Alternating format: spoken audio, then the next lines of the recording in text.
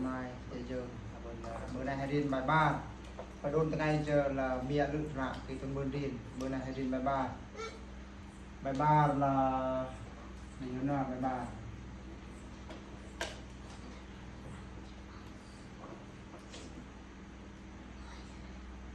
hay điên là về tiếng Anh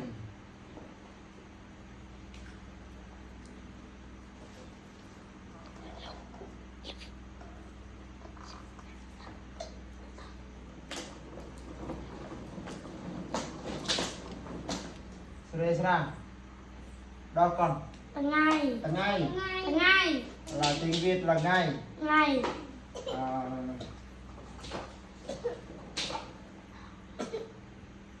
cái say tiếng Việt là tháng đọc là Sera đọc này tiếng Việt đó tháng yeah.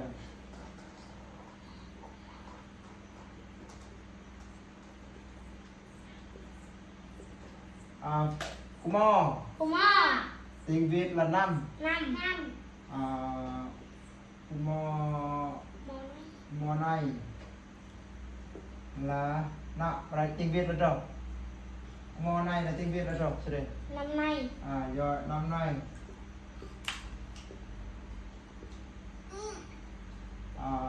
Kumo cái tiếng Việt là đâu năm sau năm sau rồi Kumo cái đọc Kumo này Kumo Kasai Tangai nhiều là Tangai này là Tangai ngày này là ngày 3 chích là pai Kasai pai Kumo 3.000 làm 3 chích bớt Rayuan là nọ là Rayuan là ngày 23 ngày 23 tháng 3 năm 2016 2026 Parabro hay là Kumo 3.000 Akulam 3 chữ tebet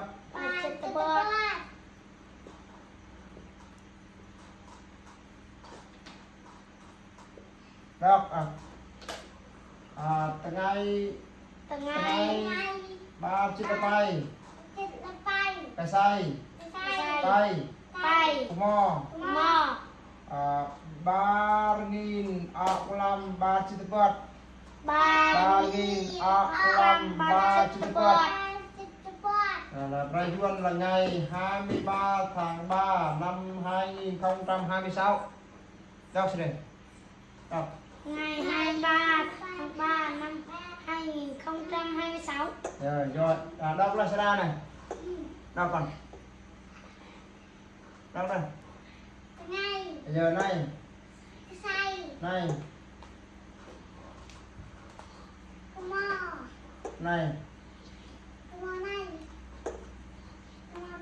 Rayuan này ngày tháng năm nay năm sau rồi hay Arin tuần này nè tuần này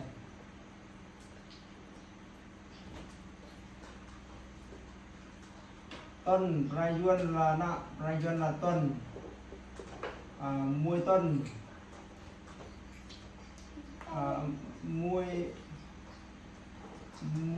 tuần muối tuần là một tuần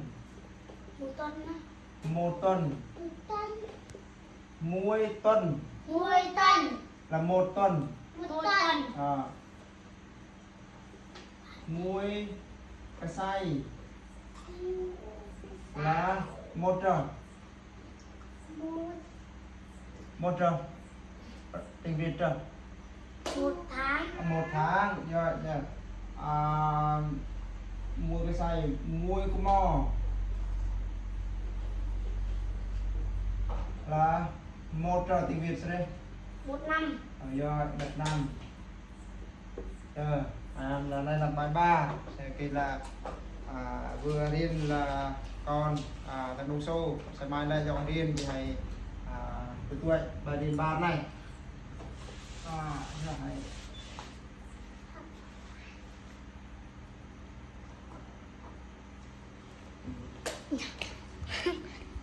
lương thôi.